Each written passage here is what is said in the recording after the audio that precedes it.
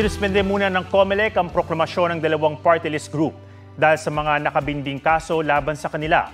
May report si Sandra Aguinaldo. Sa 54 na party list groups na nanalo nitong eleksyon, dalawa ang hindi muna ipinroklama ng COMELEC ngayong araw. The Supervisory Committee recommended the suspension of the proclamation of the Duterte Youth Party List and BH Bagong Henerasyon due to the following pending petitions filed before the clerk of the commission.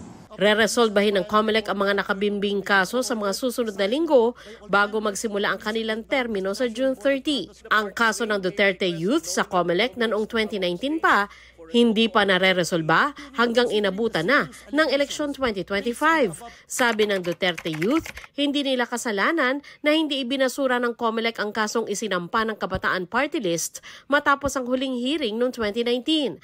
Matagal na raw nilang sinagot ang kasong malinaw daw na pangaharas lang umano. Kukwestiyonin daw ng grupo sa Supreme Court ang anilay grave abuse of discretion ng COMELEC.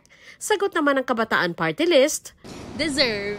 Ever since noong sila ay unang tumakbo noong 2019, napansin na yung mga anomalya sa kanilang registration which are illegal and unconstitutional. Hindi sila totoong representative ng kabataan. Kabilang ang Duterte Youth sa tatlong grupo na nakakuha ng maximum na 3 upuan sa Kamara.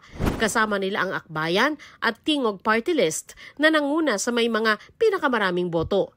3 party list naman ang may tig 2 upuan. Tinawag naman ng Bagong Henerasyon Party List na paglabag sa saligang batas ang suspensyon sa kanilang proklamasyon. Handa raw nilang harapin ang anumang reklamo.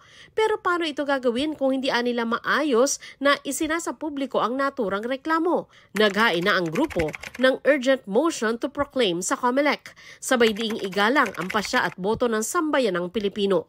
Kabilang ang Bagong Henerasyon Party List sa 48 nakakuha ng tig-1 pwesto.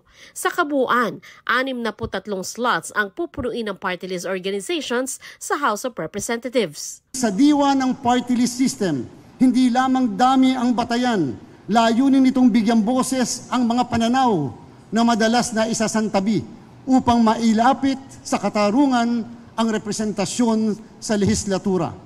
Sandra Aguinaldo, nagbabalita para sa GMA Integrated News.